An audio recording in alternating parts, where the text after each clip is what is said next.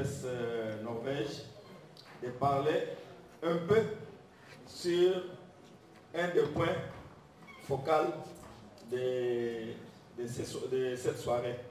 C'est le candidat Félix Tshisekedi. Monsieur Joseph, à vous la parole.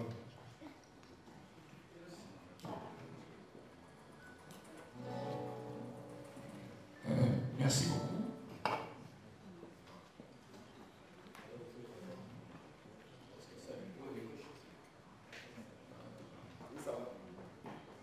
Oui, merci beaucoup.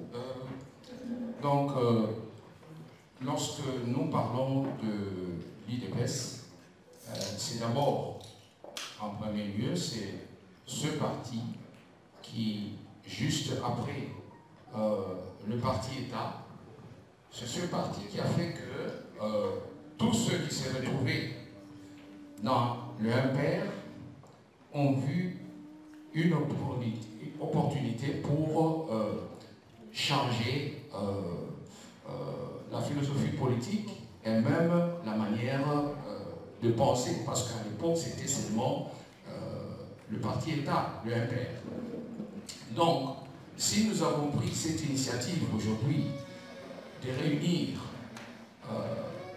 toutes les différentes tendances, les organisations et la société civile, c'est toujours dans cette responsabilité de montrer que l'UDPS, ayant été la fille aînée de la démocratie au Congo, alors nous nous sommes dit que nous devons prendre cette initiative. Donc, ça ne sera pas la dernière, ça sera peut-être avec le temps, avec les autres partis qui se disent l'opposition. Donc nous voulons que ce que nous faisons aujourd'hui, que ça soit une sorte de tendance où de temps à autre nous aurons à nous rencontrer et à réfléchir ensemble comment nous pouvons aller de l'avant ou changer les tendances qu'il y a au Congo, où on a toujours l'impression de croire que, en tout cas, les gens ne voient que les meilleurs que dans les partis où ils viennent. Donc, je ne voudrais pas mobiliser la parole avant de continuer. Pourquoi UDPS, les valeurs, donc vision de l'homme et de la société congolaise. Donc ici, avant que je continue, je voudrais tout simplement dire que pour qu'il y ait un changement, non pas seulement pour le Congo, même un peu partout ailleurs, on se base d'abord sur l'homme, c'est-à-dire ses valeurs, parce que l'homme est capable de tout. Il peut tout détruire, tout comme il peut tout construire. Mais le tout dépend de ses choix. Le tout dépend de ce qu'il se donne comme valeur. Alors, donc, avant que je puisse parler un peu de ce que nous avons prévu aujourd'hui, il est aussi nécessaire de connaître un peu bien ou d'entendre parler de l'UDPS. C'est vrai, nous avons toujours parlé de l'UDPS, où les gens entendent parler de l'UDPS, mais c'est plus important aussi de connaître un peu plus, d'une manière approfondie, ce parti. Donc, beaucoup de gens pensent que l'UDPS a été créé par une personne.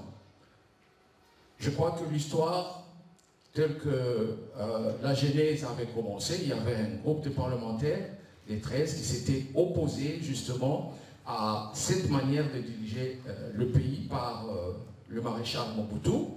Et cela a conduit à ce qu'il y ait la naissance de l'UDPS. Et pour les premiers dirigeants de l'UDPS, ils étaient à 4. Donc, ils avaient constitué ce membre du directoire. Donc, il y avait le président Étienne Tshisekedi, il y avait Kibasa, il y avait Mwakem, il y avait... oui, Marcel, oui, ça va, merci. Alors, l'Union pour la démocratie, le progrès social. Donc, ce parti a été créé le 15 février, comme vous le voyez. Son siège est situé à Kinshasa, à Libété. Ce parti, donc, il regroupe tout le monde, c'est-à-dire les gens ayant atteint la majorité, donc l'âge majeur de 18 ans et plus. Là, nous voulons vous montrer qu'au niveau de l'UDPS, il y a la liberté d'expression, d'opinion, de conscience. On a besoin, donc, ceux qui sont membres, donc, ils ont droit à l'information et aussi à la formation. Il faut qu'ils soient aussi électeurs éligibles, participer à la direction du parti, c'est-à-dire lorsqu'on est membre, on est interpellé aussi à faire de sorte que le parti aille de l'avant. Aussi, les membres ont droit donc de bénéficier de la protection. Donc, chaque membre a le devoir de l'achat de la carte. Ça, c'est tout à fait normal parce que pour s'identifier, donc, on a besoin de la carte. Donc, on a aussi besoin de cotisations et pour la survie du parti, parce que c'est de cette manière que le parti essaye de survivre. Donc, on dit aussi à tous les membres donc, de protéger les patrimoines de l'UDPS. Donc, parmi les patrimoines, nous avons nos insignes, tout ce qui représente en tout cas les valeurs de notre parti. Donc, l'UDPS, comme on veut le dire, s'inspire de la philosophie politique qui est le social-démocratique. Donc, c'est-à-dire, c'est un parti qui se fonde sur le réformisme modéré du socialisme, donc visé à améliorer les structures, mais en amenant avec, au fil et à mesure, des lois qui font en sorte que la population puisse se retrouver. Et c'est de cette manière-là, vous verrez, depuis notre défunt président, il prônait toujours la non-violence. Et c'est de là où nous puisons justement cette tendance de montrer que le parti cherche la non-violence.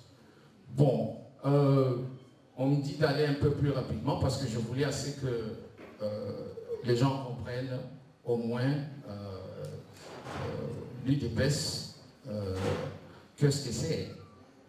Donc, quels sont les objectifs de l'UDPS? Donc, rapidement, vous les lisez. Donc, notre devise, c'est la liberté, l'égalité et la solidarité. Donc, tout à l'heure, nous avions parlé de l'unité. Tout le monde est venu nous annoncer le problème de l'unité. Donc, au niveau de l'UDPS, on y a toujours songé depuis longtemps. Donc, c'est un parti qui prône toujours la liberté, l'égalité et la solidarité. Notre hymne, c'est la victoire. On dit toujours, tenez bon. Donc, vous voyez, depuis longtemps, nous avons toujours parlé de cela et surtout la non-violence. Vous avez suivi ce que le représentant de notre président national a dit. Donc, lorsque on mène une lutte, c'est une lutte qui part de la non-violence et qui veut à ce que tout le monde se retrouve. Parce que si on choisit la violence, cela ne va pas cadrer avec les idéaux du parti. Qu'est-ce que l'idéologie du parti dit? Donc, nous devons, ce qu'on appelle jouer à l'équilibre, c'est-à-dire respecter d'abord nos propres textes et aussi voir quelles sont les réalités qui sont à l'extérieur et essayer de voir dans une commune mesure comment aller de l'avant. Parce qu'on ne peut pas toujours... la tendance dit ceci, mais nous vérifions aussi qu'est dit nos textes, qu'est dit la réalité de fait. Pourquoi ce dialogue de l'UDPS avec la diaspora congolaise? Donc, nous cherchons d'abord à harmoniser les points de vue. C'est très important parce que tout à l'heure, nos deux mamans et même les autres intervenants ont dit l'unité, c'est bien. Mais il faut justement qu'il y ait cette franchise, que les gens soient sincères entre eux, c'est vrai. Parce que nous allons toujours parler de l'unité, mais en réalité, les gens ils sont en train de voir comment chacun peut justement tirer la couverture de son côté. Or, de cette manière-là, c'est sûr, ça va se faire comme si on dirait nous sommes en train d'abord de nous tromper nous-mêmes et de ne pas chercher à écouter ce que le peuple veut. Donc, ici, nous devons chercher à donner des pistes de consensus pour un candidat commun. Et ce piste-là, c'est la raison pour laquelle nous sommes ici. Parce que nous, si nous venons directement et nous disions, bon, écoutez, parce que les autres pensent comme ça, bon, comme ils sont de tel ou tel groupe, pourquoi est-ce que nous n'allons pas aussi penser de cette manière-là? Mais nous devons plutôt chercher à avoir les voies et moyens pour élever le niveau de raisonnement. Parce que sinon, c'est très facile. Ah bon, il y a la machine à voter, bah, écoutez, on la rejette, ça s'arrête là. Mais nous devons réfléchir. Il y a ceci, il y a de telles situations, il y a de telles situations. Comment est-ce qu'on peut faire pour que, de par la population et aussi donc les prétendants pour diriger ce pays, ils doivent aller en harmonie. La preuve en est qu'avec une bonne démocratie, on dit toujours que le meilleur du dirigeant, c'est celui qui met d'abord le peuple devant et lui il est derrière le peuple. Et d'ailleurs, Nelson Mandela l'avait un jour dit dans ses assertions. Alors si, par exemple, nos leaders qui veulent diriger le pays, eux se mettent devant le peuple, c'est-à-dire ils se disent, bon voilà, nous sommes concertés de gré ou de force, nous voulons ceci. Parce que là, à ce moment-là, on ne va pas comprendre qu'est-ce que le peuple veut. Et ce qui est beaucoup plus important ici en Norvège, on essaie toujours d'écouter ce que le peuple veut. Alors, de cette manière-là, on devait d'abord par se dire, écoutez, qu'est-ce que le peuple veut, qu'est-ce que le peuple voudrait exactement avant que nous, dans les bureaux, avant que nous, dans les salons UP, qu'on dise, bon, écoutez, nous boycottons, nous faisons ceci ou cela. Donc, je crois que tout cela, nous devons prendre en ligne de compte, mettre le point de vue de la population devant toute chose. Donc, nous pensons, ici, je voudrais aussi réfléchir en tant que membre d'un parti, comme on venait de le dire, si nous avions l'UNC, elle ne parlerait que de son parti et de son président. De la même manière, MLC, et ainsi de suite. Donc, nous pensons que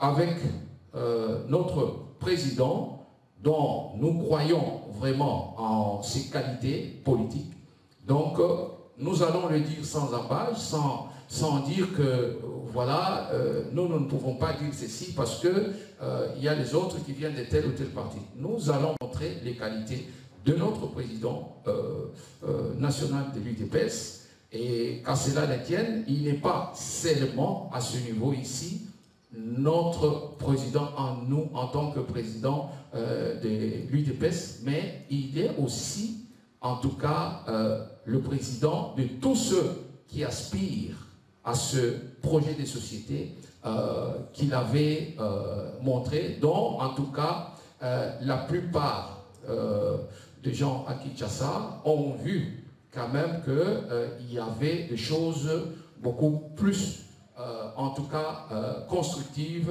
à ramasser. Et c'est ce que nous voulons de cela, que les gens comprennent que ce n'est pas que nous voulons l'imposer, mais c'est en rapport avec ce qu'il démontre au peuple que nous pouvons dire que, en tout cas, c'est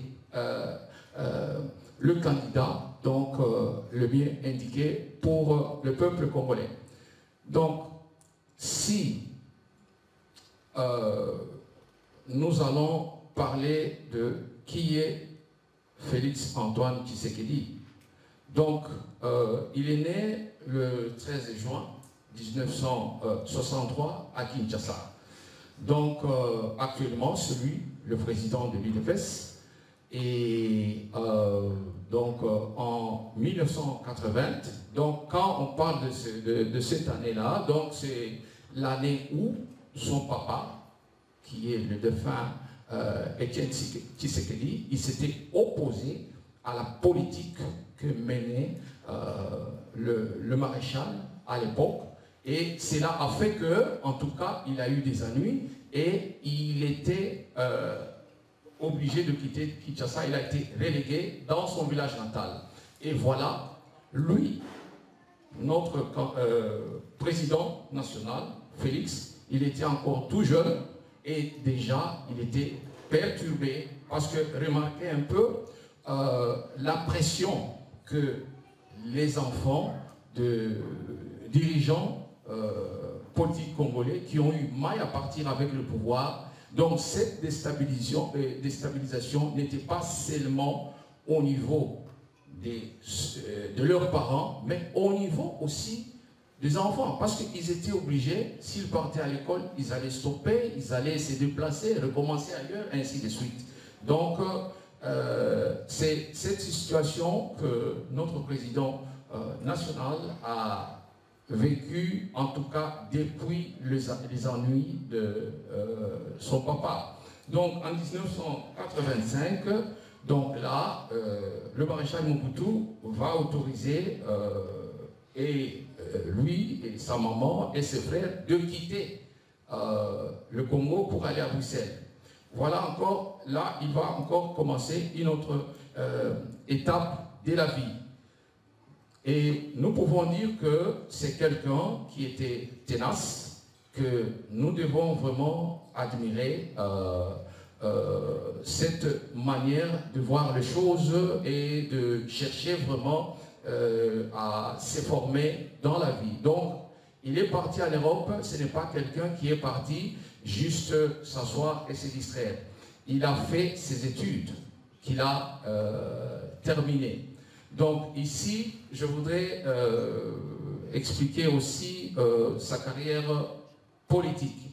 Donc, fin 2008, il a été nommé secrétaire national des relations extérieures de l'UDPS. Donc, ce n'est pas une nomination qui est venue du hasard. Donc, c'est quelqu'un qui a milité depuis longtemps dans l'UDPS. En novembre 2011, il a obtenu un siège à l'Assemblée nationale représentant la ville de Mbujimayi dans la province du Kasaï. Mais je peux vous dire, étant un politicien qui essaye de respecter en tout cas les lois et les règles, il avait refusé cette nomination. Donc, et son mandat a rapidement été invalidé. Donc, en mai 2013, il a refusé aussi un poste de rapporteur auprès de la Commission électorale nationale. Donc ici, je voudrais tout simplement vous montrer qu'il est du côté où il suit la légalité des choses.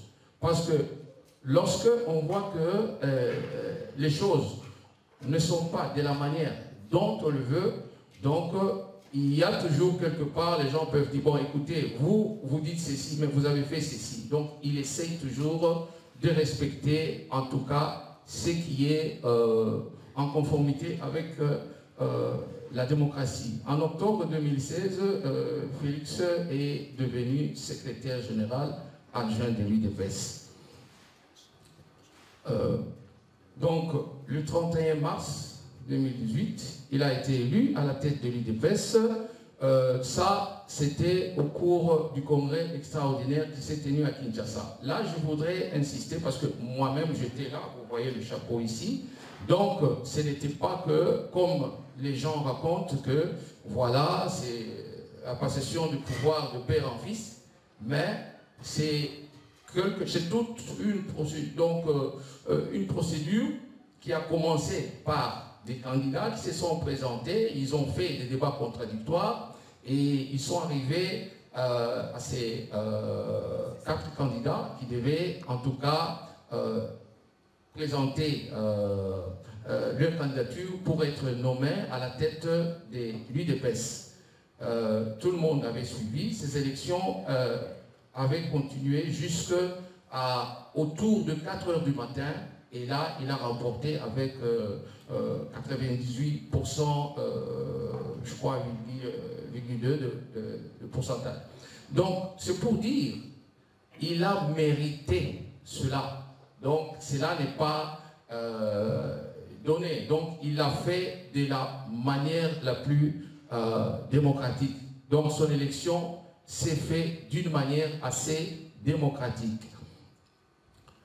Donc, qu'est-ce que le peuple veut? Donc, nous voulons celui qui prône, je dis nous, c'est-à-dire je suis aussi le peuple, donc qui prône les valeurs humaines telles que le respect, l'acceptation, la considération, l'écoute, l'ouverture, l'affection, l'empathie et l'amour, dont tout à l'heure les représentants des différentes organisations ont évoqué. Parce qu'avec cela, donc déjà, cela va transformer l'homme congolais. Alors, si nous avons ce candidat qui se préoccupe de ses valeurs, alors nous ne pouvons que fonder des espoirs sur lui, parce qu'il ne va pas se dédire, puisque c'est le peuple qui fera en sorte qu'il dit, bon, vous nous disiez ceci, eh bien, nous voulons que vous puissiez le mettre en pratique. Et lui-même. Hein?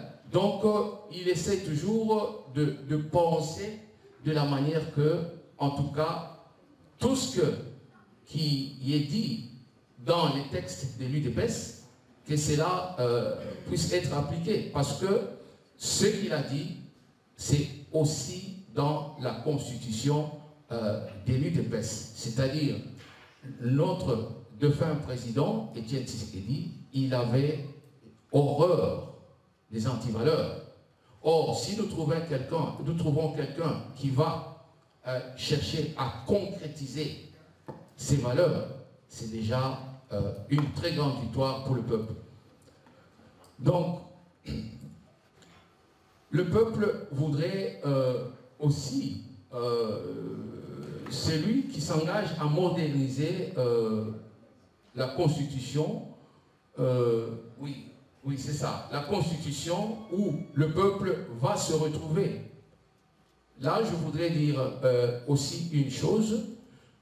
Tout à l'heure, on a parlé des réalités qui se passent au niveau du pays, où nous avions le premier président, qui est Joseph Kasavubu. Il a dirigé le pays. Vous aviez entendu ou lu ce qui s'est passé. Donc, le premier choc était quand il a révoqué Lumumba. Et malgré qu'on dit aussi que non, Lumumba l'avait révoqué, mais lui, il a respecté les textes de cette constitution. Et à son article 22, c'est clair, c'était bien écrit, le président de la République nomme le Premier ministre et nomme et révoque le Premier ministre et ses ministres. Point. C'est un article qui existe jusqu'aujourd'hui si vous lisez la loi fondamentale. Déjà, à partir de ce moment-là, il y avait déjà ce couac qui s'est formé. Bon, quand l'autre président est venu avec le coup d'État, il a trouvé aussi que les articles qui sont là donc, ne faisaient que renforcer son pouvoir. Eh bien, ce qu'il a fait, c'est aussi les tailler sur mesure. Et quand vous allez voir, depuis l'indépendance jusqu'à aujourd'hui, donc nos politiciens s'empoignent toujours autour de cette constitution. Alors, c'est à nous aussi de réfléchir. C'est cette constitution qui est faite de la manière à faire que les gens qui sont au pouvoir, ils s'arrogent encore davantage le pouvoir? Est-ce que ce sont seulement les individus eux-mêmes qui viennent au pouvoir et ils essaient de diriger le pays à leur manière? Donc tout ça, nous devons essayer de réfléchir ensemble. Mais une chose est vraie, lorsque quelqu'un qui vient et qui vous dit que nous avons besoin de mettre l'homme au centre de tout, c'est qu'il a la préoccupation, en tout cas, d'amener le véritable changement au niveau de notre pays. Donc, le peuple aussi voudrait un président qui combat la corruption, le clientélisme, le népotisme, le tribalisme, et veille à ce que le peuple puisse jouir de ses droits fondamentaux, vivre décemment et se sentir protégé et recouvrer sa dignité. Donc, je pense, c'est ça le rêve de tout un chacun au niveau du Congo. C'est tout ce qu'on demande. Que ce président-là, qui renferme justement ses qualités, il est le bienvenu. Or, nous, au niveau de l'IDPS, le président Félix l'a évoqué déjà à travers son projet de société où il a dit, il a mis l'homme donc au centre de tout. Donc, nous voulons soutenir le candidat du peuple moralement, matériellement et financièrement, envie de faire aboutir le rêve de tout un peuple. Je vous remercie. Merci beaucoup, Joseph. Maintenant, nous allons échanger. Avant que nous puissions manger, nous allons échanger parce que c'est une rencontre d'échange. Et je voudrais commencer par celle qui avait levé sa main la première, c'est Maman Bibi Amka. Wachogo. Honorable. La présidente de Bibi Amka. Merci beaucoup, c'est un échange, c'est pas une question, mais c'est une idée qui m'est passée à l'esprit pendant que vous étiez en train de parler.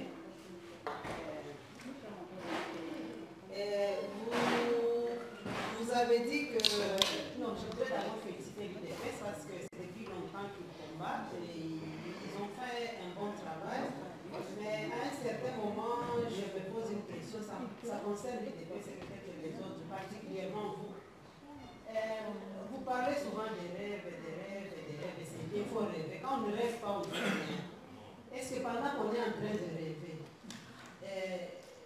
les autres sont en train de faire autre chose?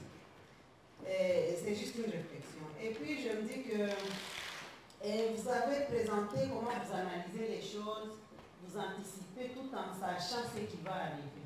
Étant donné que vous savez déjà ce qui va arriver, ce n'est pas ce à quoi vous attendez. Pourquoi continuer à faire les mêmes choses encore et encore parce que vous savez ce qui va arriver de l'autre côté? Vous avez dit ici le problème c'est Kabila et tout le monde le sait. Si tout le monde connaît le problème, pourquoi ça va être cause? Vous avez aussi dit que l'UDPS, dans son travail, ils font des petits coups, et c'est bien. Mais quelque part, a maintenant besoin des coups qui... Donc que l'autre sente qu'il y a une coupe qui fait mal. Donc on n'a plus besoin de petits coups. Une autre réflexion, vous avez dit qu'il faut le message, il faut mettre le peuple devant. J'ai comme l'impression que presque tout le monde, effectivement, met le peuple devant, mais pour l'exterminer, mais pas pour faire du peuple la priorité. Et puis vous avez parlé de la fondation, il faut mettre les premières marches, et c'est bien parce que sans fondation on n'arrive pas à grand chose. Mais ma crainte est celle-ci. Pendant qu'on est en train de faire cette fondation, et le séisme est là, comment cette fondation va tenir? Bon, je m'excuse, je n'apporte pas peut-être grand chose, mais ce sont des préoccupations que j'ai. Je me dis, on est là, on est en train de philosopher, on va faire des fondations, tout ça, mais là, ça bouillonne, il y a toujours un tremblement de terre et tout ça. Et puis, les autres nous attaquent très fort, il faut aussi peut-être utiliser les mêmes moyens de défense que les autres utilisent pour nous attaquer. Pas de petits coups. Merci beaucoup. Maman Honorate a eu le privilège de parler de prendre pour la première la parole et sans limitation de temps. À partir de maintenant, c'est 1 minute et pas plus. Si vous dépassez 1 minute, je reprends mon micro et on continue. 2 minutes. Non, 1 minute. Pour certains échanges, je sais que les gens ont besoin de beaucoup parler, mais 1 minute. Chris, c'est moi. Et Chumbo, j'avais une question, mais je crois que maman a survolé là-dessus. Je vais être beaucoup plus précis et beaucoup plus pragmatique. Premièrement, la question est de savoir quelle est la position exacte de l'UDPS. Allons-nous aux élections ou pas? Parce que là, il y a un flou maintenant qui se décide. On va aux élections? Oui. On ne va pas aux élections? Non. Donc cette question-là doit être bien précise. En plus, j'ai comme l'impression que les activités de l'UDPS ne font que, en fait, profiter à Kabila. Je prends les élections de 2011. Tshisekedi a dit, Tshisekedi a dit non, nous n'allons pas aux élections. Ensuite, il a changé, nous irons aux élections, le battre là-bas. Mais quand on arrive encore, on va aux élections, on l'a battu, mais le résultat est tout à fait autre. Et puis c'est passé, vous savez ce qui s'est passé, le pouvoir continue. Et maintenant, c'est presque la même chose. Vous savez déjà que si vous allez aux élections, vous l'avez même affirmé vous-même. 20 secondes. Si vous allez aux élections, il va gagner les élections, donc il va tricher aux élections. Mais pourquoi aller aux élections? Et si vous n'allez pas aux élections, le piège de Kabila, eh bien, c'est justement ça. Ils ne veulent pas des élections, donc moi je continue. Donc on est entre le marteau et l'enclume, où vous allez aux élections, vous n'allez pas gagner, vous n'allez pas aux élections, vous n'allez pas non plus prendre le pouvoir. Et on se demande où en sommes-nous. Et c'est comme si toutes les stratégies, comme je disais, ne font que profiter à une seule personne. Merci pour votre question et intervention. Merci beaucoup pour la parole. Je voudrais profiter des autres. Moi, c'est Jules Bahati. Je suis chargé d'études au bureau du président Vital Kamerhe. Et je voudrais profiter de cette occasion pour saluer cette initiative qui a été prise par le parti d'opposition UDPS, qui a donné encore une fois l'occasion, n'est-ce pas, aux Congolais de se rencontrer autour du pays, de tout ce qui se passe dans notre pays. Moi, j'ai juste 2 petites préoccupations. La première préoccupation, c'est en ce qui concerne l'unité de l'opposition. Parce que c'est la première fois que les opposants, les leaders de l'opposition sont réellement unis pour une seule cause, c'est-à-dire faire partie des dictateurs. Et nous avons espoir que cela va aboutir, avec notamment la désignation du candidat commun de l'opposition. Mais je remarque que, et je vois notre doyen l'a bien souligné, il y a des petites guéguerres entre les membres des différents partis. Nous savons très très bien, parce que nous suivons de près comment, n'est-ce pas, ces guerres se poursuivent entre les membres du parti. J'allais demander qu'est-ce que l'UDPS fait réellement pour amener ses membres à s'unir avec les autres membres des différents partis. Je sais qu'aussi, chez nous, à l'INC, il y a beaucoup aussi de caciques, des gens qui, n'est-ce pas, attaquent aussi l'UDPS ou attaquent Katumbi, etc. Mais moi, je me dis que si les leaders eux-mêmes, n'est-ce pas, ne stoppent pas cette guerre, nous sommes en train de nous entretuer pour, n'est-ce pas, redonner la place, n'est-ce pas, à Kabila de pouvoir, encore une fois, remplir et donc gagner ces élections. Ma deuxième préoccupation, c'est toujours les non-dits politiques. Il y a parfois des histoires qu'on ne révèle pas au public, qu'on ne dit jamais. Et nous subissons un certain nombre de choses qui se passent chaque jour sans savoir qu'est-ce qui est dedans. Je voudrais demander ici, 30 secondes, oui. Est-ce qu'il y a quelque chose qui est caché derrière ce que nous avons toujours appelé les négociations des Manteba, Ibiza et Nice, à l'hôtel Raphaël, Monaco, etc. Ces négociations entre l'UDPS et le gouvernement et les kabylistes, est-ce qu'on a déjà dit réellement au peuple qu'est-ce qui s'était fait là-bas, qu'est-ce qui s'était dit pour qu'aujourd'hui les gens ne soutiennent pas des négociations qui ont déjà abouti depuis longtemps et nous on subit seulement. Merci. Merci beaucoup, c'est très profond. Papa Lefenia, c'est vous qui aviez... On peut vous donner même le micro. Non, moi je n'ai pas de questions, quelques préoccupations. Je tiens d'abord à remercier M. Joubert. La première chose que je puis remarquer, qu'il y a une forme de cassure entre le peuple et le parti politique. Dans ce sens que quand le parti politique qui se dit de l'opposition lance des activités, il n'y a pas normalement engouement du peuple. Il y a quelque chose qui ne cloche pas et que normalement les partis politiques doivent s'en pressentir. Oui, vous songez à aller aux élections. C'est bien beau. Hein? Mais la réalité en est que le peuple a une forme de... Il y a une forme de manipulation de masse très avancée. Il y a une forme d'endoctrinement du peuple qui n'arrive plus à se relever. Une forme de léthargie. Vous savez, j'avais un ami qui parlait du syndrome de la grenouille.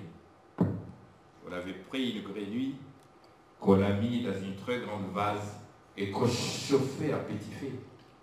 La grenouille ne se sentait pas qu'on était en train de la cuire. Puis ça aurait monté petit à petit degré jusqu'à ce qu'il se retrouve bien beau. C'est ce que je remarque. Oui, nous allons gagner les élections. Qui tient tout le règne du pouvoir? Ce n'est pas celui qui organise les élections. Je vous remercie. Nous donnons la parole à Papa Kaka. Merci beaucoup. Il y a le micro ici. Je crois qu'on est en train de tourner sur la même réalité, mais ma première question c'est de savoir quelles sont vos relations et quel genre de relations vous entretenez avec les autres IDPS. Ça c'est ma première préoccupation. La deuxième préoccupation, vous avez dit que tant que Kabila sera au pouvoir, il n'y aura pas d'élection libre et transparente. Pourquoi vous voulez y aller? Vous savez que vous n'allez pas gagner les élections. Pourquoi vous voulez à tout prix y aller? Et aussi, je voudrais aussi savoir, puisque vous avez dit que pour vous, vous n'avez pas les moyens de faire partir les agresseurs, c'est-à-dire que vous allez collaborer avec eux. Pour vous, ce qui est intéressant, c'est le pouvoir. Alors, je demande, est-ce qu'il y a un plan pour l'IDPS? Comment vous allez faire pour faire partir les agresseurs? Ou vous allez seulement les laisser là-bas pour collaborer et continuer le pouvoir avec eux? Merci. Au moins, il y a une personne qui a été très précis et bref. Papa Alain. Non, maman.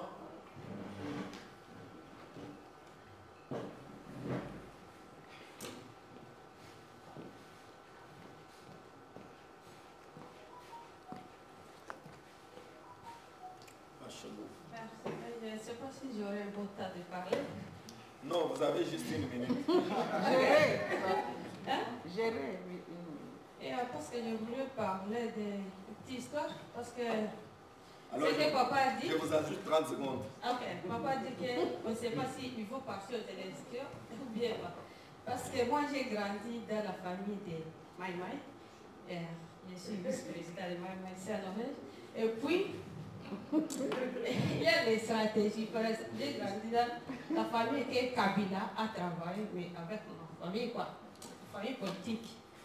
Je sais que Kabila, il a des stratégies. Il a des stratégies. Et j'ai bien compris ces stratégies, ça va continuer.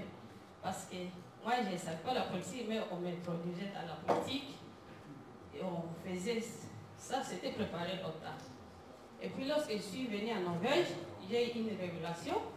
Dieu m'a dit, et moi, c'est ma main frappée, j'ai tombé. Allez dire au gouvernement norvégien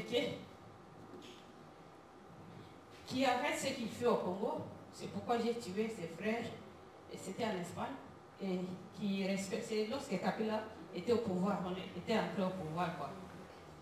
Et c'est pourquoi on va gagner les élections, parce que c'est la population maintenant qui connaît la valeur. Parce que nos opposants et ceux qui s'opposent à Kabila n'ont pas valorisé la population.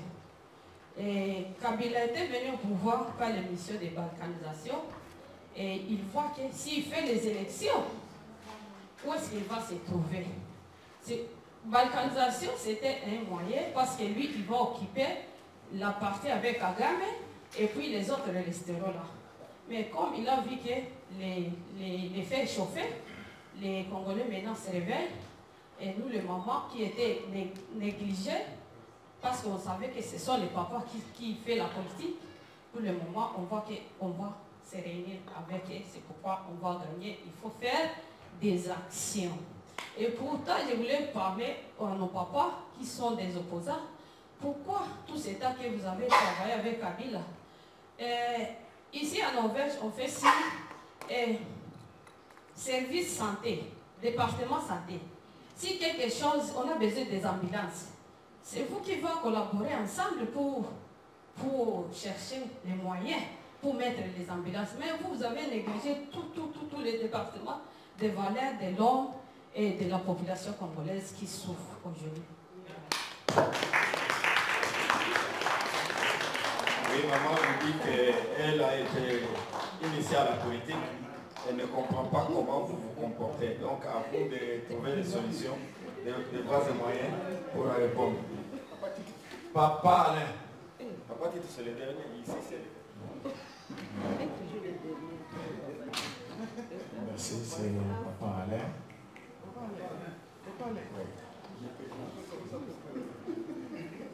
Moi, j'aimerais juste savoir si vous avez une garantie d'obtenir le pouvoir, vous, je parle du fils, parce que son père n'a pas pu l'obtenir avec tous les moyens qu'il avait, avec l'unité du parti, il n'a pas pu obtenir le pouvoir. Mais aujourd'hui, le parti IDPS est tellement déchiré, nous le savons, ce n'est pas un secret. Est-ce que vous pensez, oui, j'insiste là-dessus, c'est déchiré, il y a trop de partants, des éléments même, je dirais même forts, ils ne sont plus du parti. Est-ce que vous pensez obtenir le pouvoir aujourd'hui? Parce que vous avez abordé la problématique des élections. C'est un tableau sombre.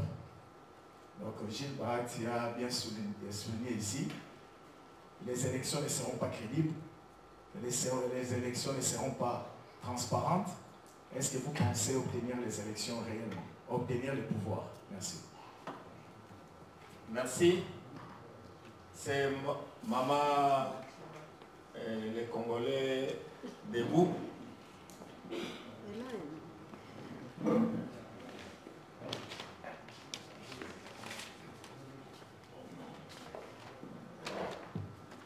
Comme vous le savez, moi c'est Tina Kongolo.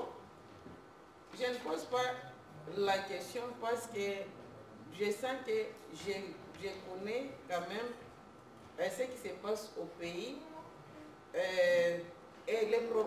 Donc, je pense donner une solution. Ma proposition est la suivante.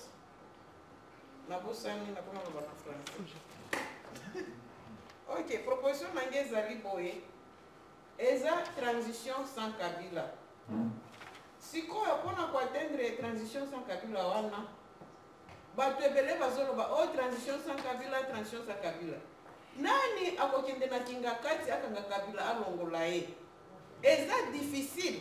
Tout kolobokanga na monoko teke transition sans Kabila eza natina moko te. Tout transition sans Kabila eza solution sine qua non poto zwa ba élection crédible. Sikoyo proposition nanga ou bien ya biso na Congolais debout ezali boye. Transition sans Kabila, oui, mais il faut abandonner la population yango moko. D'où il faut sensibilisation, mobilisation, ya makasi, ya kolobake, Kabila respecter, bamibeko nyonso ya ba élection te, d'où il faut binonyo se pose à la mobiliser. En tout cas, avec assurance, 2 millions ya ba Congolais na bavni ya kin, Kabila kokende sans mando kele. Merci. Merci. Nous avons le dernier intervenant, Patito.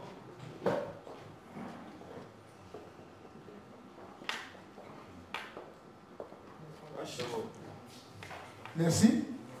Bon, j'ai une petite inquiétude quand je suis le représentant de l'UPS, quand il nous parle de toutes les voies possibles qui se présentent devant eux ou devant la nation congolaise. C'est comme si c'est sombre, même lui-même, il a cette inquiétude, mais il ne veut pas la montrer.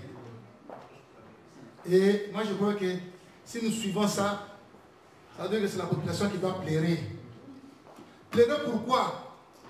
C'est parce que nous avons nos leaders politiques à qui nous avons confiance, ils ne savent pas où c'est qu'ils sont en train de faire. Mon idole était Tshisekedi. En 2005 ou 2006, il savait que les élections n'allaient pas aboutir à un résultat vrai. Il a refusé d'aller aux élections. On l'a forcé, il a refusé. En 2011, il a dit, je viens parce que les décideurs m'ont demandé de venir. Il avait les décideurs derrière lui. Il avait le peuple derrière lui. Il est parti aux élections. Les décideurs l'ont menti. Ils n'ont rien fait. Et le peuple est resté comme ça. Et même lui-même qui n'a pas accepté d'aller, il n'a pas pu faire quelque chose pour que le peuple se soulève pour récupérer le pouvoir qu'il lui avait confié. Mais moi, je me demande aujourd'hui. Nous, le 30 juin, nous avons fait un travail ici.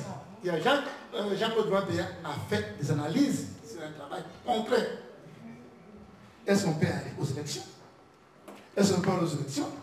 Est-ce qu'il faut aller en transition avec Kabila? Mais moi je crois que nos politiciens ne sont pas ignorants de ça. Ils connaissent. Et quand vous tous vous allez, non, la transition sans Kabila, on nous impose. Ça veut dire que tout vient de l'extérieur. Tout vient de l'extérieur. Et c'est l'extérieur qui a mis Kabila. Et c'est l'extérieur où tout le monde le suit. Alors, moi je vois que c'est un jeu simple que l'extérieur est en train de faire avec nos politiciens, avec Kabila, pour organiser le pays. Alors, pour moi, ma proposition est la suivante. Que chaque politicien ou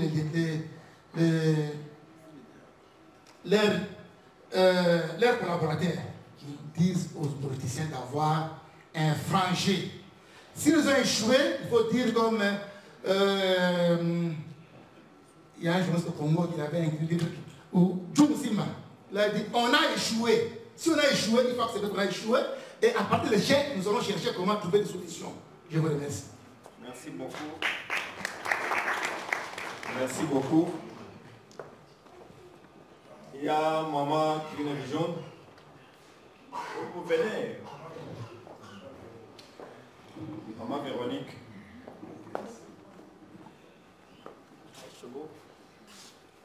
Merci pour la parole. J'interviens en tant que Congolaise.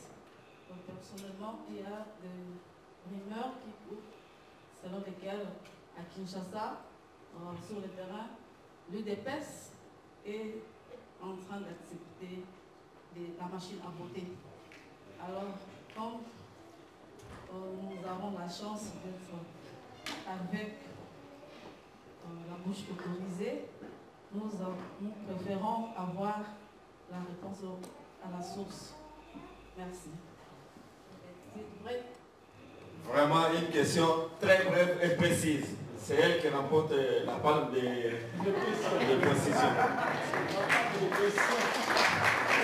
Maintenant, nous laissons la parole à M. Gilbert Kakondé qui va tenter de répondre.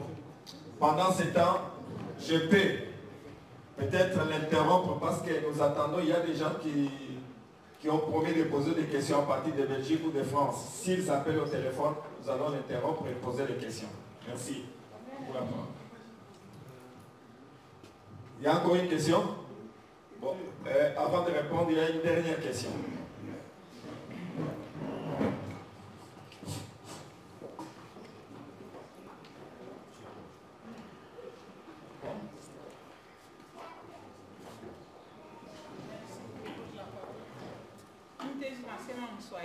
Moi, je vais parler en Swahili. Allez-y. Si tu as posé papa ma question, mais concernant l'IDPS, je ne vais pas poser de questions, mais je vais donner brièvement ma contribution. Tunaona maparti mingi sasa inaangalia kwa IDPS, asema IDPS anaichika machine à voter. Nous voyons ces derniers temps tous les partis ne regardent que vers l'IDPS, ils disent que l'IDPS a accepté la machine à voter. IDPS anaichika kwenda kwa élection mais sans la machine à voter. Moi je pense que l'IDPS a accepté d'aller aux élections mais sans machine à voter. Du côté Félix ndio alianza kama IDPS ndio ilianza mambo ya transition sans Kabila. C'est l'IDPS qui avait commencé cette affaire de transition sans Kabila. Mama parti ingine ilianza kusema comment. Et donc beaucoup d'autres partis disaient comment allons-nous y parvenir. Sasa leo IDPS inaangalia ya kusema Kabila ni politiki tu. Juu kama mnasema hatutaenda ku election, Kabila ta profiter. Les autres disent que l'IDPS dit que si nous sommes en politique, si nous disons que nous n'allons pas aux élections, cela va profiter à Kabila. Na yenyewe IDPS isha na mabaki. Bana hiyo wasema hata tunaenda kwa election hivi na Kabila na machine hata sans machine. Batakita juu bako na matriki yabo. Ngoimulunda anasema hapa Tshisekedi ndio alipita mwanzo. Ngoimulunda a rappelé que c'est Tshisekedi qui avait gagné les élections en 2011. C'est pourquoi l'IDPS dit nous allons partir aux élections. Machine ou sans machine, nous allons gagner. Donc c'est une sorte de pression qu'il faut sur le pouvoir. Hapa atupendi kupatia Kabila chance ila hapa. Tusha kuyua sema hata tunaenda kwa election hatutapita. Mais hii ni façon ya kusema nani pression. Et oui, nous savons que nous ne pouvons pas aller aux élections avec la machine. Nous ne voulons pas donner la chance à Kabila. C'est une pression que nous mettons sur lui. Na comité international iko na tusikie na tusikie na tusikie. Ndio vile tuko nafanya nasema tufike kukile kintu si nani mprouver Kabila ya kusema tunapenda election. Oui, même la communauté internationale nous soutient parce qu'ils veulent qu'on arrive à la fin pour prouver à Kabila que nous voulons les élections et pas le contraire. Merci. Wachogo.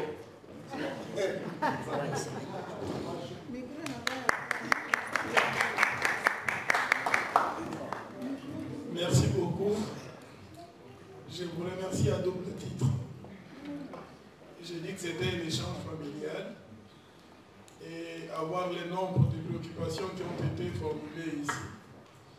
D'autres en termes de contribution, d'autres encore en termes d'interrogation qui traduisent notre préoccupation et les malaises que nous avons face à la situation que nous sommes en train de connaître, et malaises qui nous demandent à nous interroger d'où nous viendra le salut.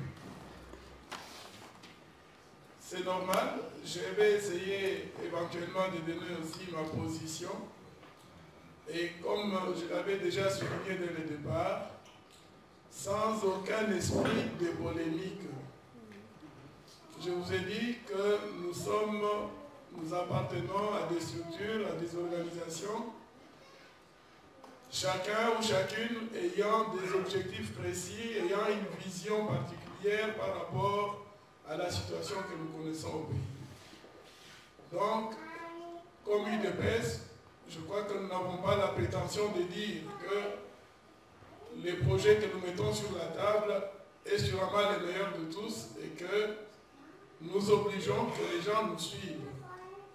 Nous sommes déjà heureux que cela suscite ces débats et que de ces débats, éventuellement, nous pouvons affiner ensemble ou de manière particulière, chacun peut tirer des leçons positives qui peuvent améliorer ou éclairer sa manière de voir et de proposer des solutions. C'est vrai, la première maman dit que nous connaissons le problème, pourquoi nous recherchons les causes, ou à quoi servent des petits coups, alors que même si nous jetons une fondation, s'il y a un séisme en dessous, ça l'emporte. Donc ce sont des observations, des affirmations qui semblent être évidentes, parce que naturellement, des gens construisent, même les villes les mieux construites, eh bien, quand il y a des séismes, les bâtiments sont emportés, même si maintenant il y a des études qui sont très poussées et qui montrent qu'on peut construire des bâtiments qui résistent même au séisme. Mais on a vu des tsunamis, on a vu d'autres calamités naturelles qui justement démontrent la limite de l'intelligence humaine. Bon, il est fort possible que nous soyons aussi par rapport à la situation qui nous préoccupe. Parce que nous l'arrivons depuis des dizaines d'années. Et parce que des dizaines d'années, plusieurs solutions ont été ici. Il y en a qui ont pensé qu'en prenant les armes, on résout le problème. Les RCD avaient des armes, les MLC avaient des armes, et nous sommes retrouvés à la case de départ. Je ne veux pas parler de l'ancienne période. On n'a pas trouvé de solution. Mais chez nous, nous avons dit que nous étions des démocrates et que notre approche, c'est la non-violence. Nous essayons à chaque coup nos méthodes non-violentes et nous n'ont peut-être pas apporté la solution. Mais je pense que nous sommes encouragés dans ce que nous faisons parce que depuis que notre parti est créé, je crois que les Congolais nous prouvent chaque jour qu'ils ont foi. Ils ont porté notre leader comme ils l'ont porté, ils lui ont montré tout l'amour, tout l'attachement qu'ils avaient à son combat. Et nous qui avons été avec lui, nous avons cette responsabilité-là de continuer son combat et de l'amener jusqu'au bout. Et là, je profite peut-être, non pas pour faire une sorte de publicité autour de notre petite personne, je suis parmi les jeunes qui, en sortant de l'université, ont suivi les fondateurs de l'UDPS. Le 15 février, lorsque on écrit la lettre à envoyer à Mobutu avec les statuts du parti, je suis le rédacteur de la mouture de la lettre. J'ai été en délégation avec les Félix là, quand on les a envoyés en 83. Donc, on ne parle pas de cela. Je n'ai pas fait de politique par nomination ou par fonction officielle. Je suis un militant. Donc, nous suivons cette voie de militantisme et nous avons cette responsabilité-là. Nous l'avons intégrée, nous la suivons et nous pensons que nous allons réussir sur cette voie. Mais c'est notre approche. On ne l'impose pas, on l'explique. Donc, c'est vrai, on peut toujours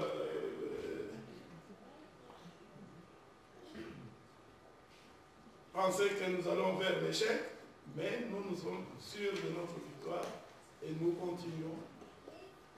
Nous avons au moins le bénéfice d'avoir eu cette expérience-là. Nous avons eu l'expérience des élections de 2006-2007, où les préalables étaient clairement exprimés dans l'accord global inclusif de San City. Ces préalables n'avaient pas été réalisés. Nous avons dit, cette voie-là nous conduit vers l'échec. Ces élections ne nous conduiront à rien, nous ne participons pas. On nous a rétorqué, le monde ne s'est pas arrêté, le Congo a continué à vivre, ceux qui sont allés aux élections, ils sont allés, ben, on connaît la suite.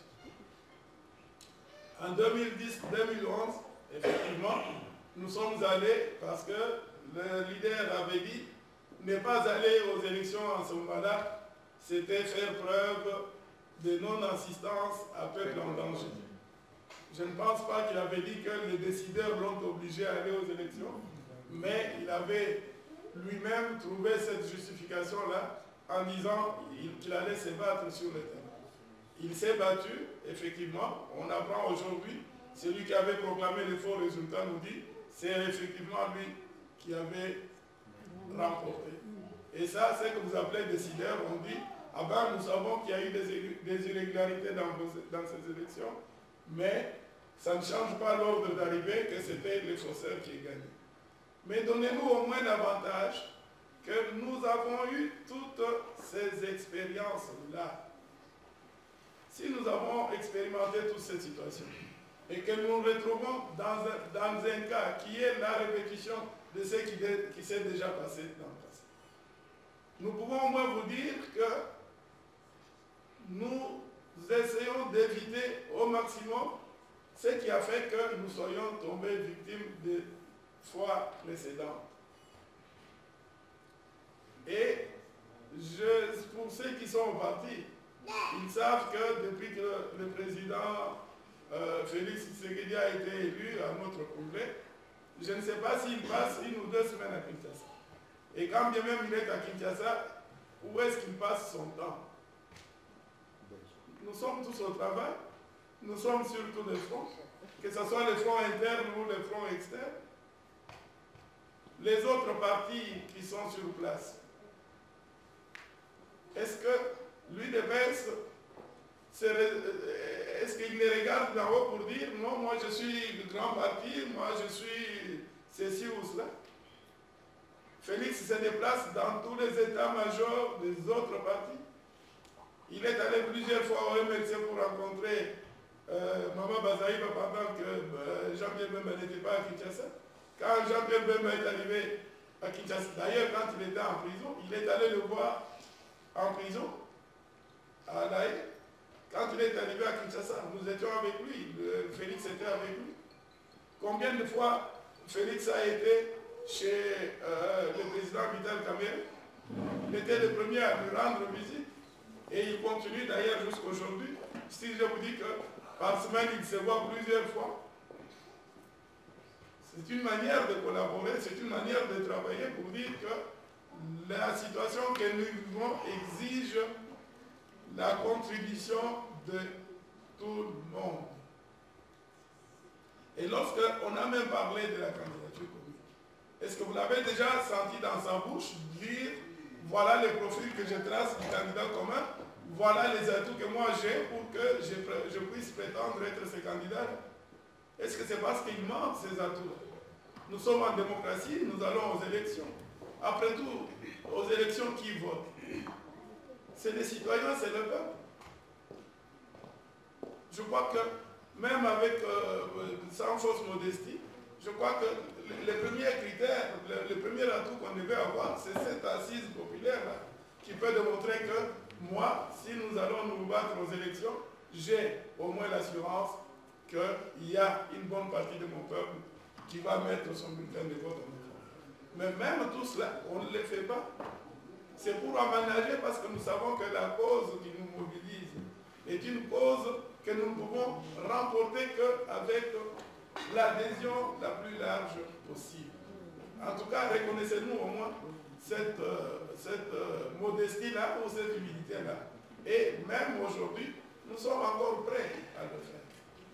Je crois qu'on nous parle d'une invitation en Afrique du Sud là-bas.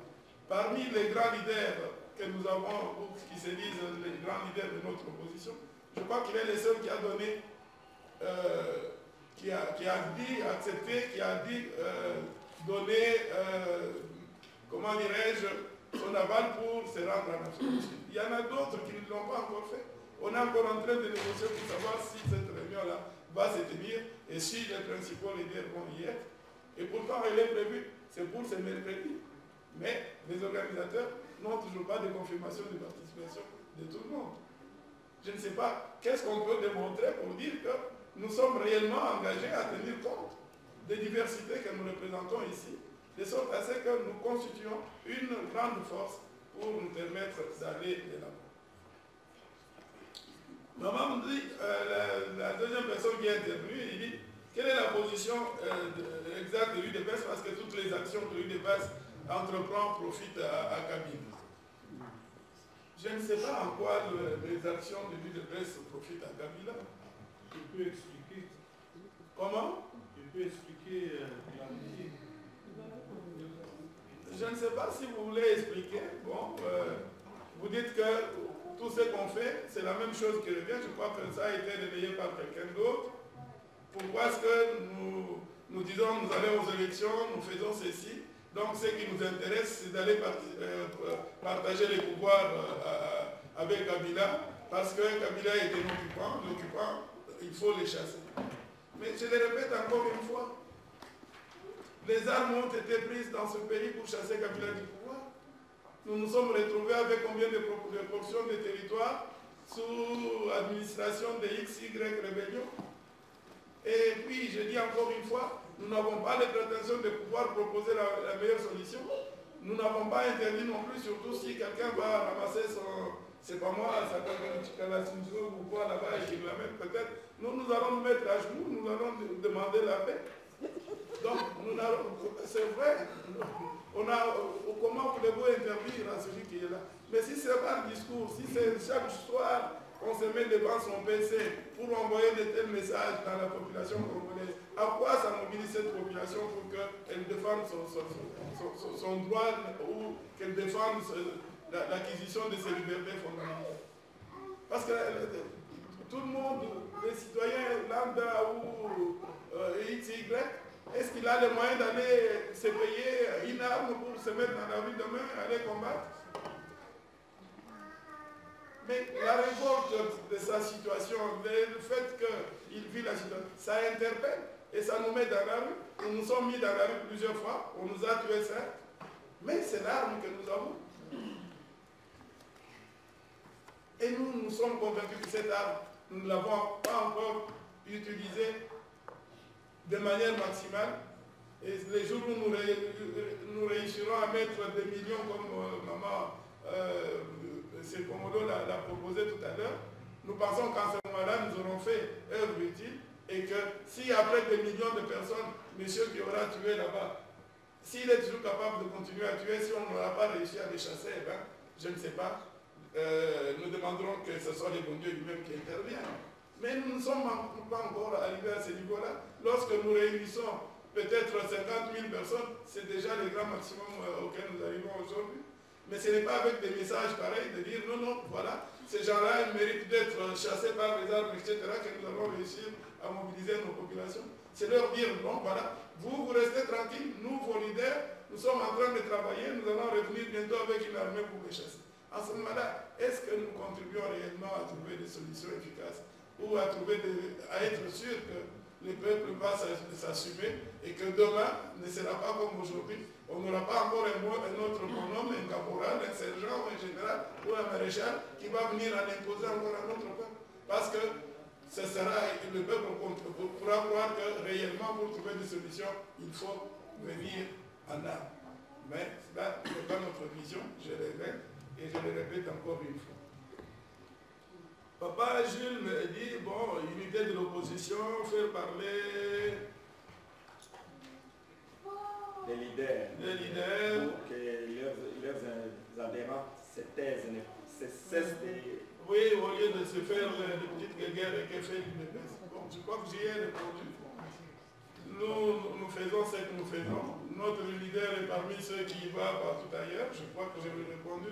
On a regardé combien d'actions communes nous avons organisées pour montrer la bonne foi de l'opposition et son unité dans l'action. Nous avons initié plusieurs actions ensemble. Dernièrement encore, il y a eu un meeting qui était fait donc avec où tous les leaders ont eu la possibilité de s'exprimer, de transmettre leur message au peuple. Nous sommes sur cette voie-là. Bon, bien sûr, on ne le fait pas assez parce que, semble-t-il, on n'arrive pas à ébranler ceux qui sont en face. Mais ce n'est pas cela qui va nous arrêter. Même si ce sont des petits coups qui ne vont pas arrêter. Ibiza. Bon. Ibiza. Oui. Là, je ne pense pas que nous puissions tout le temps parler de ces choses. Ceux qui vont négocier le pouvoir au secret avec Kabila, eh bien, on le voit. Ça se traduit par quoi? Ben, ils sortent de l'eau, ils sont au pouvoir. Nous avons été... Je veux même vous dire, avant qu'on arrive à Ibiza, à Venise, à tout ce que vous voulez là-bas, lorsque le président Tshisekedi a lancé son appel au dialogue pour baliser le processus électoral, nous sommes au moment où il a adressé ses vœux de 2015. Et il est temps que le Kabila et autres disent que bon, c'est possible qu'on aille discuter. Je suis celui que le président avait envoyé comme émissaire pour rencontrer le président Kabila pour savoir si on pouvait discuter de ce problème. Je l'ai rencontré, c'était le 15 juillet 2015. J'étais seul face à lui, je lui ai transmis les messages du président. Et ça s'est arrêté là. Lui, bon, on a échangé, on a arrêté le principe qu'il fallait élargir l'équipe, 5 personnes de chaque côté, pour voir les problèmes qui se posaient concrètement et comment on pouvait faire ces dialogues de sorte à ce qu'on balise le processus électoral. Nous sommes allés à Venise, nous avons mis les bases de notre discussion et puisque notre objectif était de baliser le processus électoral, savoir comment ça pouvait se faire et rassurer de tout le monde comment ça pouvait se faire de manière consensuelle, un peu ce à quoi le dialogue de la CENCO a abouti. Mais parce que nous ne nous sommes pas entendus, parce qu'eux voulaient partager le pouvoir avec nous en disant venez au gouvernement, prenez des responsabilités et nous allons préparer tout cela ensemble. Puisque ça n'a pas été conclu, vous voulez qu'on vous dise quoi? Est-ce que vous nous avez vu au pouvoir? Vous avez vu Tshisekedi et Etienne nommer ces gens en disant bon, j'ai nommé un premier ministre, j'ai désigné X, Y pour aller au pouvoir. Quand il y a eu un accord sous l'égide de la CENCO et que la responsabilité de désigner un premier ministre revenait au rassemblement et que le rassemblement c'était lui le qui devait désigner un premier ministre, il l'a fait. Est-ce que ce premier ministre a été nommé? Pourquoi est-ce que vous devez nous faire des procès d'intention malgré tout ce qu'on explique? On doit à chaque fois, quand on est en public, de revenir sur Ibiza, sur Venise ou je ne sais pas. Il n'y a rien eu, on ne s'est pas entendu, on ne s'est pas entendu. Il y avait une volonté de négocier. La volonté était là. Nous sommes allés. Mais parce que les uns et les autres ont campé sur leur position. Là, nous en sommes. Il n'y a rien qu'on a caché au peuple. Si c'était en faveur de Kabila, vous auriez vu des gens de l'UDPS officiellement au pouvoir. Et ça, je vous l'ai dit encore une fois. J'ai entendu qu'il y a plusieurs UDPS et que comment on compte aller aux élections avec les UDPS divisées, etc. Je ne sais pas si les gens ici, les gens connaissent la base de l'UDPS quand vous êtes à Kinshasa. Est-ce que la base de l'UDPS est divisée? Il y a combien de bases à l'UDPS? Mais si quelqu'un se croit être leader et qu'il peut prétendre, je ne sais pas, à monter jusqu'au ciel et qu'il montre, moi j'ai appris, j'ai fait les humanités gréco-latines, j'ai appris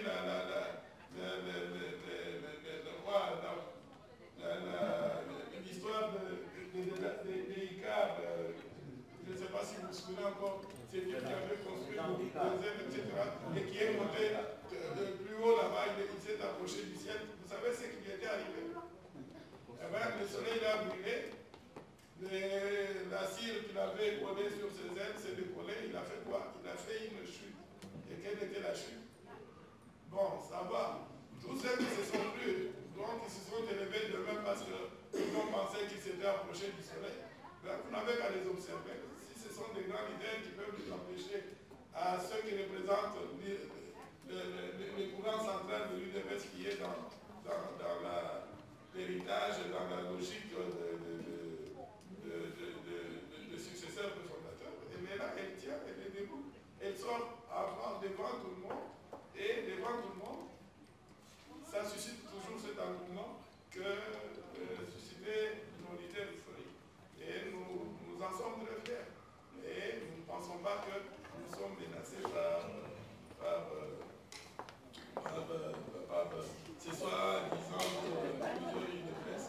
Et encore que je ne sais pas si on peut nous les citer et nous situer où elles existent. La cassure entre le peuple et les partis politiques, parce qu'il n'y a plus d'engouement. Mais que voulez-vous? Nous sommes tous des hommes, il y a des sentiments tout à fait naturels. Il faut avoir un courage à revendre pour sortir chaque fois qu'on vous appelle dans la rue. Quand vous savez qu'en allant dans la rue, on tire sur vous sans sommation, comme si on tirait sur de la plaque. Et il y a des gens qui tombent devant vous, sous vos yeux. Et à cela, vous dites, bon, maintenant, quand on appelle les gens dans la rue, bon, ils ne viennent pas, il n'y a pas d'engouement, donc il y a une cassure dessus. Il n'y a pas de cassure. Il n'y a pas de cassure. Les gens veulent lutter avec des moyens qui sont à leur portée, des moyens où ils sont sûrs qu'ils ne vont peut-être pas perdre leur vie. Mais on sait très bien que s'il y a cassure, il y a cassure entre le peuple et ceux qui dirigent. Et le peuple ne demande pas mieux qu'à en découdre avec eux pour leur démontrer qu'ils ne sont plus, qu'ils n'ont plus cette assise-là, ils peuvent plus. Même quand ils leur distribuent des miettes en termes d'argent, en termes de bière, en termes de polo, en termes de vous savez ce qui arrive quand on programme deux meetings à la fois, un meeting de l'opposition et un meeting du pouvoir. Ils prennent l'argent du pouvoir, ils viennent juste faire l'acte de présence, ils le ressortent pour venir écouter les bons messages. Et si réellement ils n'avaient pas peur qu'ils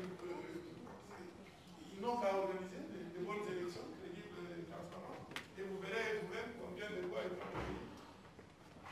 Donc cette cassure-là, bon, on peut l'attribuer à autre chose. Cette faiblesse de la mobilisation, là, on peut l'attribuer, à mon sens, à des sentiments qui sont tout à fait compréhensibles de l'humain. Parce qu'affronter la mort, eh ben, ce n'est pas donné à tout le monde. Il faut du courage, et c'est ce courage-là que nous sommes appelés à leur inculquer. Parce que nous, en tout cas, en ce qui concerne notre parti, lorsque nous appelons à manifester, nous appelons les gens à être dans la rue, nous y sommes nous-mêmes, et les gens nous suivent. Quelle est la relation avec les autres IDPS? Bon, que nous sommes de collaborer, nous cherchons à aller partager au pouvoir. Comme nous l'avons trouvé à plusieurs reprises que ce n'est pas ça. Les agresseurs, bon, ceux qui pensent qu'ils ont les moyens efficaces à pouvoir les chasser par bon, nous avons dit, bon, nous n'avons pas le monopole de bonnes solutions. Voilà.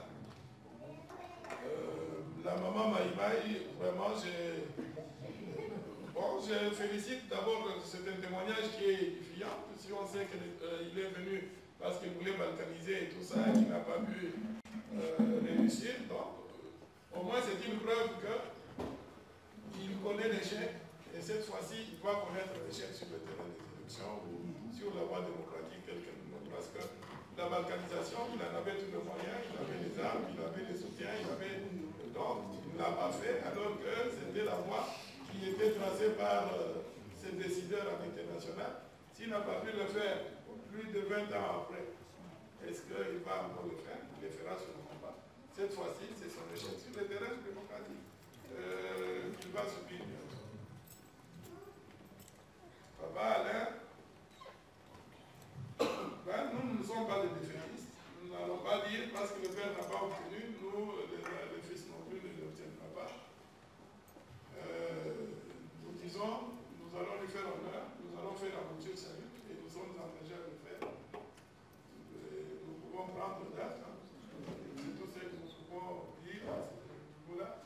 Nous ne sommes pas des défaitistes, ni des déterministes, nous sommes des combattants, nous nous battons avec les armes qui sont les nôtres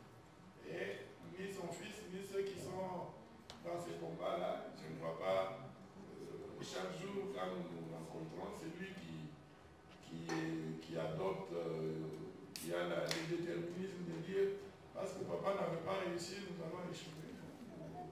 On est boosté, on pense que d'ailleurs avec son être lui qui est là au-dessus, je crois que les choses vont aller dans le meilleur sens. Merci maman congolaise du coup. Il n'y a pas eu de questions, il y a eu une proposition de solution. Je crois, oui, avec l'appui de notre peuple, avec une mobilisation comme celle que vous dites là, bon, nous sommes sûrs que nous allons nous en défaire. Mais, que voulez-vous, nous sommes en politique. Le politique, bon, il y a aussi une bonne dose hein, de stratégie, de tactiques qu'il faut adopter, etc. Nous jouons sur ce terrain-là. Et nous espérons que cette fois-ci aussi, nous allons prendre les meilleurs. Parce que, comme je l'ai expliqué encore tout à l'heure, nous bénéficions d'une longue expérience maintenant. Nous allons éviter les obstacles que nous n'avons pas pu éviter hier. Nous allons essayer de jouer les pièges qui sont sur notre chemin. Bon Dieu aidant, nous allons y arriver. Et j'ai cru comprendre que Papa Tito a lu sur moi une inquiétude et que pour lui, cette lecture démontre que l'avenir est sombre. Je dois avouer que nous sommes en train d'évoluer dans une sorte d'incertitude. Et puisque nous évoluons dans les incertitudes, nous sommes dans un état-major. Dans notre état-major, nous avons nos analyses, nous avons nos stratégies. Nous avons déjà des précautions que nous avons prises. Vous ne vous attendiez tout de même pas que ici je vous dise, ah ok, c'est vrai, là-bas il y a le ciel est sombre, nous allons traverser une zone de turbulence et que pour dépasser cette zone de turbulence, nous avons déjà pris telle précaution.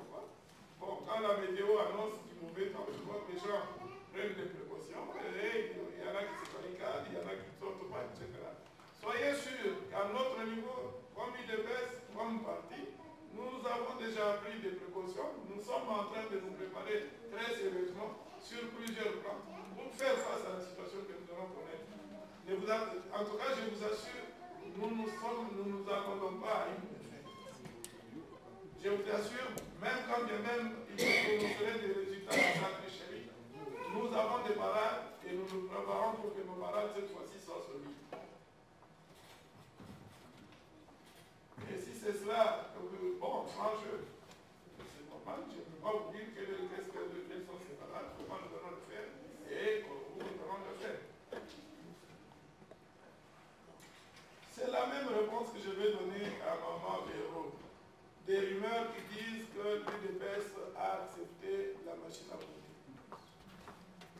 L'UDPS accepte d'aller aux élections comme voie de solution démocratique pour se refaire le pouvoir démocratique.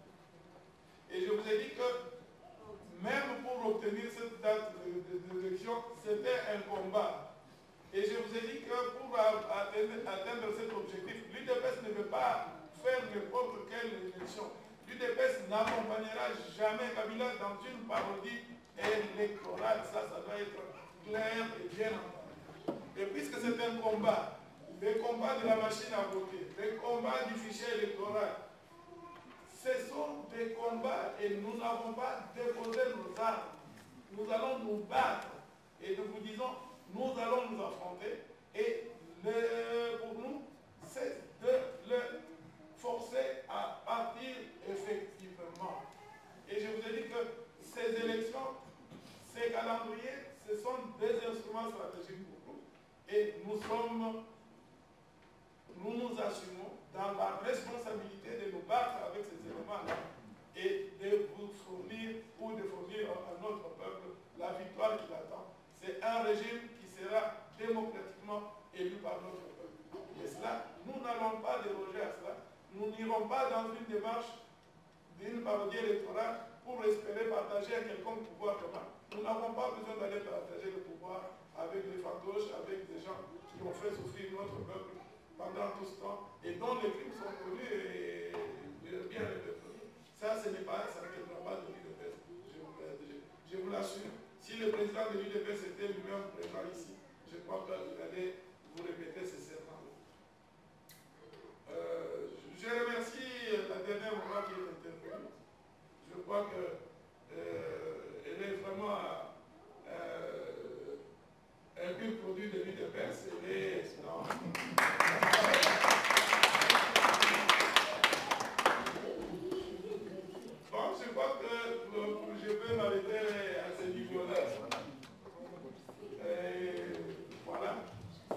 Merci. S'il y a encore des questions, nous applaudissons d'abord pour M.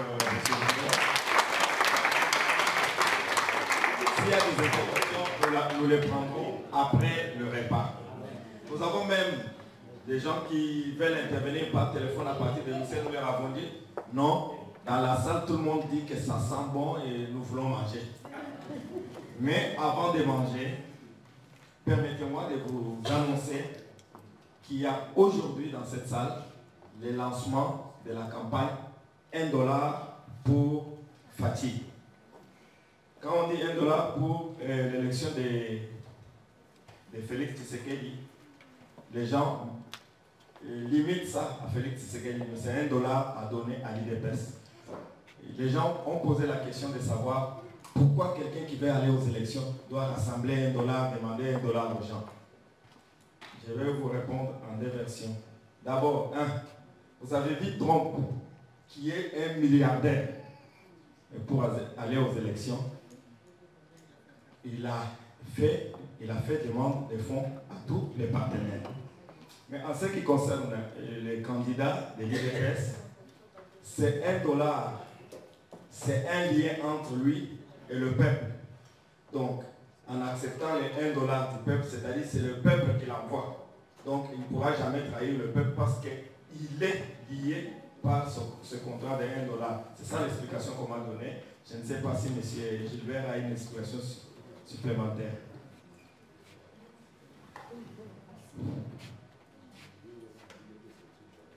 Bon, je crois que vous êtes dans le bon, mais je dirais tout simplement que chez nous, ceux qui s'étalent aujourd'hui de gagner les élections, ils vous disent que c'est parce qu'ils ont des moyens de mener leur campagne. Et lorsque vous les regardez, nous sommes dans des jeunes nations où nous n'avons pas encore de tradition, de grandes familles qui ont accumulé des richesses à travers le temps et qui les lèguent à leur progéniture. Ceux qui se disent avoir de grosses fortunes aujourd'hui, ce sont ceux qui sont passés par la gestion de la caisse publique, par les trésors du gouvernement et de l'État congolais. Nous ne sommes pas passés par là. C'est l'effort de notre peuple, c'est la sueur de notre peuple qui va nous faire parvenir à accéder à ces fonctions-là de direction et de gestion de notre pays. Et pour prouver que c'est cela réellement, bien sûr, tout le monde dit que l'UDPS n'a pas d'argent, le leader n'a pas d'argent, mais pourquoi il a des si grandes propositions? Rien que cette participation-là, c'est une démonstration que nous allons y arriver parce que c'est l'effort de tout le monde, parce que c'est la contribution de notre peuple. Et de là, les Congolais aujourd'hui, si réellement les Congolais veulent des changements et qu'ils mettent ces $1 là, on a déterminé $1 d'abord, c'est par rapport au pays où les gens n'ont pas de pouvoir d'achat, ils n'ont pas de revenus qu'il faut. Et selon les statistiques, ils vivent avec combien de dollars par jour? Moins d'$1. Moins d'$1. Donc, c'est un acte d'engagement et c'est un acte de responsabilité. D'engagement par rapport au peuple et de responsabilité pour celui qui est notre porte-étendard. Merci. Maintenant, dans le cadre de cette campagne de $1, la fédération UDPS Norvège a imprimé ce t-shirt. Je ne sais pas combien vous les vendez. 200 couronnes. À part ça, ils ont ouvert un compte spécial avec un VIPS professionnel pour cette contribution. Donc, à tout moment, ils pourront donner les numéros du compte et les numéros de VIPS professionnels. Mais il s'est fait que ces VIPS, ils posent encore des petits problèmes, mais le numéro de compte, lui, il est fluide. Les gens peuvent déjà l'utiliser. Zamba poniyo, osalela ye, nanzoto pe na motema na yo mobimba. Zamba poniyo, Zamba poniyo, yosalela ye, nanzoto pe na motema na yo mobimba. Zamba poniyo. Tout le monde, maboko likolo. Yeah. Soko mini toza suspect. Hey! Changement de fréquence. Dominique Doleka. Maboko likolo. Soko mini ya wate. Koko bine la wapie. Soko mini ya wate. Koko bine la wapie. Soko bini bini. Yoko bine la wapie. Yes way. Ya yaku. Yes way. Matunda matunda. Yes way.